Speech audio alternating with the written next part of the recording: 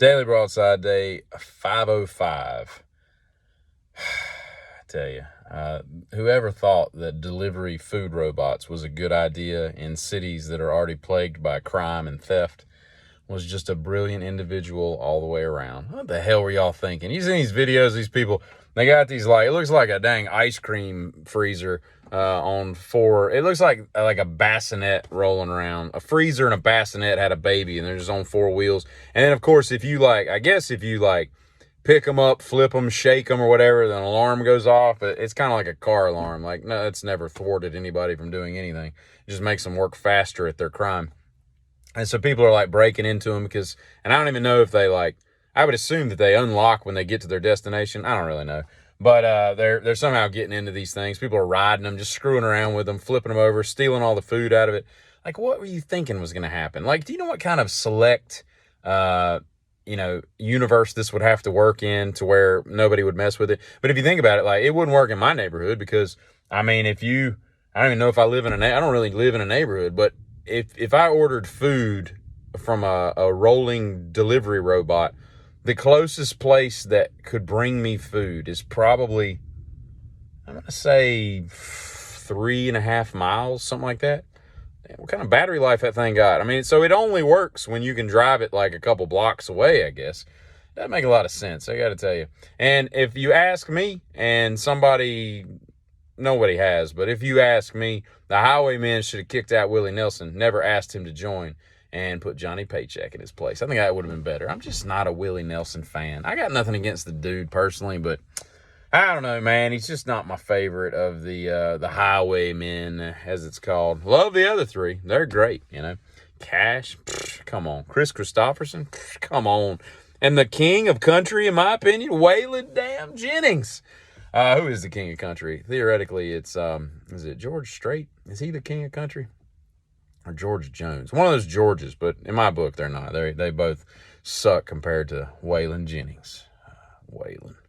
Not enough people are named Waylon, Anyway, you remember in the day where you'd go, and I really only encounter these things on road trips with my family and all. We'd be on vacation and you stop somewhere and you got to take a piss or something. And you go into these old service stations. This is before the days of convenience stores. It was just a service station. It would have a couple bays to it, a little store. You get a pack of crackers and a Pepsi, maybe some peanuts or a honey bun. That's about it, right? And, but if you needed to use the restroom, right, you had to go inside and get a key because on the side of the building, there was a men and a women bathroom and it was locked for whatever reason. 'Cause I don't know who would want to voluntarily hang out in those places. It's not like heroin was rampant when I was 7. So I don't know who's in there doing whatever, but nevertheless, they kept them locked, and you would have to go in and get the key. And the key was always attached to something. I remember getting something. It was a little bit bigger than a brick, and it seems like it was concrete based. It wasn't a cinder block, but it was something in between a cinder block and a brick. It's pretty bulky and cumbersome. And they would do that, I guess, so that you would return it. I don't really know why they would do it, really, because you couldn't leave it in the key lock because then you couldn't lock from the inside, but it would break off the key too. Because it would be so heavy. I don't know what the point of it is really, other than you would just not run off with it theoretically. But I don't know. I don't know what the secret of NIM was with these gas station bathrooms back in the day that everybody had to, whatever. And I don't know if I've ever thought about this before, but I was reading something last night and it occurred to me and it made perfect sense, right? I'm all for tipping. Tipping, I got no problem with tipping. I try to tip well. And there might be 2, maybe 3 times a year where I basically am this service sucked. And the tipping will reflect that. It doesn't mean I give them nothing, but it does. It's 2, maybe 3 times a year. It's just not very frequent. Most of the time, service is above excellent, right? And I'll tip accordingly. I consider myself a good tipper and all that.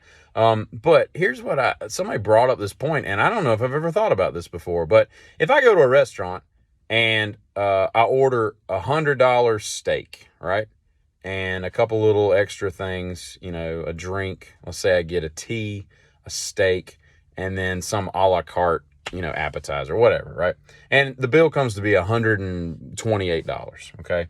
I tip, for ease of math, we'll say that I tip 10%. So I give them, $13, right? if my math was right. Normally you would tip 15 or higher, but I'm just saying for ease of math, let's just say you give them $13. So your whole bill is 138 plus 140, 144, 143, somewhere around in there, right? But if I go back to the same restaurant the next night and I don't get the $100 steak, I decide to get the $30 steak, and then I get the same tea and the same, appetizer or whatever, and my bill comes to be, let's just say $62. Then at 10%, I'm only tipping, $6.20, right? So it ends up being like a $70 bill. Half the bill, yet you're tipping twice as much, but the girl or boy who is your waiter or waitress did the exact same amount of work. And I don't know if I've ever considered it. I know it's the third time I've said that, because I don't know if I've ever considered it before. Is you're tipping the service. Why do you tip more based on the value of the food? She's still going to bring the plate to you. It's not like she's going to bring it to you twice. You're going to like bring it out, show it to you, let you sniff. It doesn't smell good. I'll be back in a minute. She takes it back to the kitchen and she comes back out. Hey, I'm back with your steak for real this time. Oh, just kidding. I'm taking it back. They bring it out once, and then she's only going to refill the water or the tea or whatever as many times as I empty it, which I'm going to drink the same amount, whether I got a $100 steak or a $30 steak. Her work is essentially the same. So I'd love to know the logic of why, I don't get it. I mean, I understand that the restaurant is making more, and maybe therein lies the problem, is the restaurant's making, $140 versus $70. They're making twice as much. So the waitress or waiter should make twice as much, even though their labor didn't cost as much, or wasn't multiplied. But the diner or whoever owns the establishment, obviously they have more invested in it because it's a higher grade of meat, so they paid more for it. I don't know. It's just kind of weird. I'd love to hear the argument from anybody who's a server as to if I'm wrong. And I'm not saying I'm right or wrong. I just never really thought about it. For the fourth time, quaternarily, I've never heard of this. There's five. Quinternarily, is that a word?